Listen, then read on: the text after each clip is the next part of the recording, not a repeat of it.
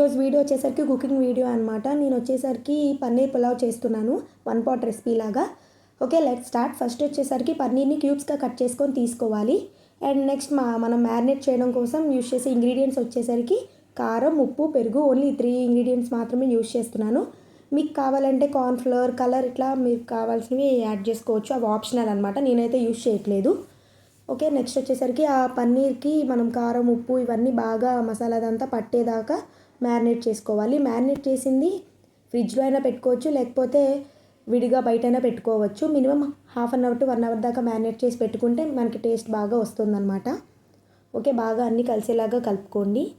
And next వచ్చేసరికి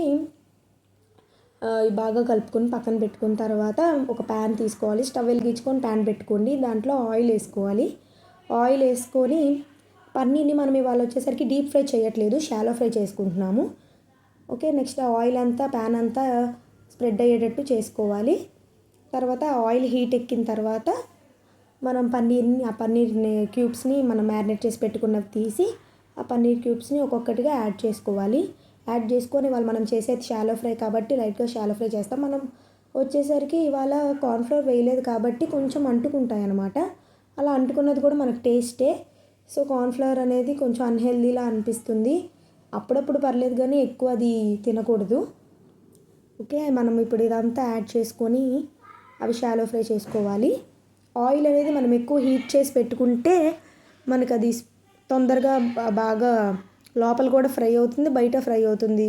oil fry చేయకుండా చేస్తే ఎక్కువ మనం ఇది మీడియంలోనే పెట్టుకోవాలన్నమాట. స్టవ్ వచ్చేసరికి హీట్ మీడియంలోనే ఉండాలి. ఎక్కువ పెట్టేసుకున్నా అది బయట ఫ్రై అయిపోతుంది, లోపల కొంచెం బాగోదు.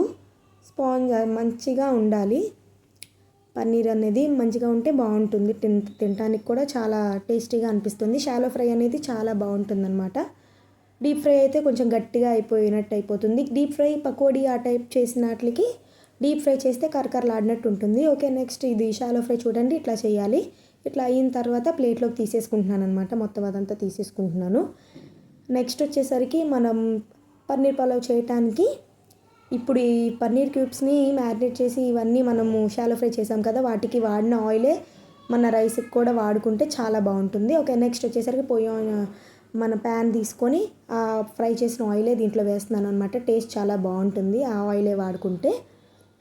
ఓకే, ఈ ఆయిల్ తీసుకొని ఫస్ట్ అయితే నేను ఉల్లిపాయలు, పచ్చిమిరపకాయలు తీసుకున్నాను అనమాట. ఎక్కువ ఇంగ్రీడియంట్స్ ఏమి ఉండవు, చిన్న 1 పాట్ రెసిపీ లాగా. ఇది బ్యాచిలర్స్కి కూడా చాలా బాగా యూజ్ అవుతుంది. ఓకే, ఆ ఉల్లిపాయలు, పచ్చిమిరపకాయలు తీసుకున్నాను అనమాట. ఇప్పుడు ఆ ఉల్లిపాయలు, పచ్చిమిరపకాయలు యాడ్ చేసేస్తున్నాను.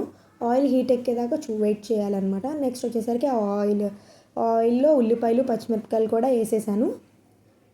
చూడండి, బాగా కలుపుకోవాలి. నెక్స్ట్ వచ్చేసరికి బాగా కలుపుకొని అవి బ్రౌనిష్ కలర్ వచ్చే వరకు మనం వెయిట్ చేయాలి. లైట్ బ్రౌనిష్ కలర్, ఎక్కువ వద్దు, వెయిట్ చేయాలి మనం. ఇంకా కలుపుకొని ప్లీజ్ అండి, ఎవరు లైక్ చేయట్లేదు, సబ్స్క్రైబ్ చేయట్లేదు. లైక్ చేయండి, సబ్స్క్రైబ్ చేయండి. మీకు ఇంకా మంచి కంటెంట్ ఇస్తాను. మీకు ఏం వీడియోస్ కావాలో కామెంట్ చేయండి, నేను ఖచ్చితంగా అవి చేస్తాను. So please support my channel. Please like, share, comment and subscribe to my channel please అండి. ఓకే, నెక్స్ట్ వచ్చేసరికి అది బాగా కలుపుకోవాలి. కలుపుకున్న తర్వాత మనం ఏవైతే ఈ షాలో ఫ్రై చేసి పెట్టుకున్న పన్నీర్ క్యూబ్స్ని ఇప్పుడు దీంట్లోకి యాడ్ చేసుకుంటాం అనమాట. ఇగోండి అలా లైట్ బ్రౌనిష్ కలర్లోకి వచ్చింది చూడండి. ఇలా వచ్చిన తర్వాత మనం ఆ షాలో ఫ్రై చేసి పెట్టుకున్న ఆ పన్నీర్ క్యూబ్స్ని యాడ్ చేసుకుంటున్నాను.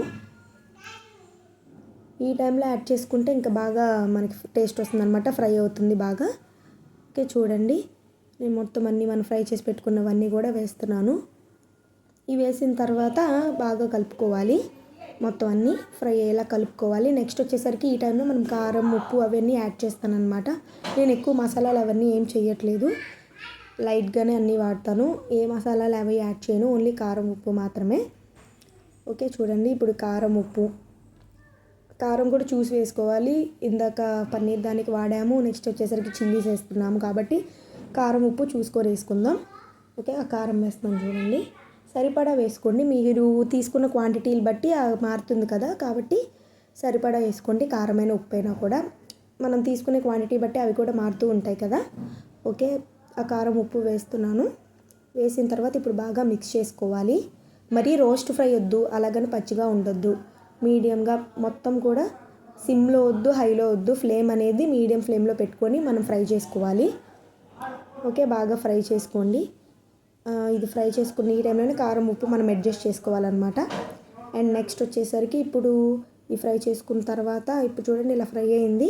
ఫ్రై అయిపోయిన తర్వాత ఇప్పుడు నేను బియ్యం తీసుకున్నాను అనమాట. 1 గ్లాస్ బియ్యం తీసుకున్నాను. 1 గ్లాస్ బియ్యంకి 2.5 గ్లాస్ వాటర్ వేసుకున్నాను. ఇది మన నార్మల్ రైసే కాబట్టి అలా తీసుకున్నాను అనమాట. బాస్మతి రైస్కి అది చేంజ్ అయిపోతుంది, వాటర్ లెవెల్ చేంజ్ అవుతుంది అనమాట. ఓకే, ఇలా మొత్తం అంతా నేను ఎసరు కూడా మొత్తం అంతా ఒకేసారి వేస్తున్నాను. చెప్పాను కదా 1 పాట్ రెసిపీ అని, కాబట్టి ఇట్లాగే వేసేస్తాను. ఇప్పుడు ఈ టైంలోనే మనకి కారం కానీ ఉప్పు కానీ అడ్జస్ట్ చేసుకునే ఛాన్స్ అనమాట. ఇంకా దీని తర్వాత ఉండదు.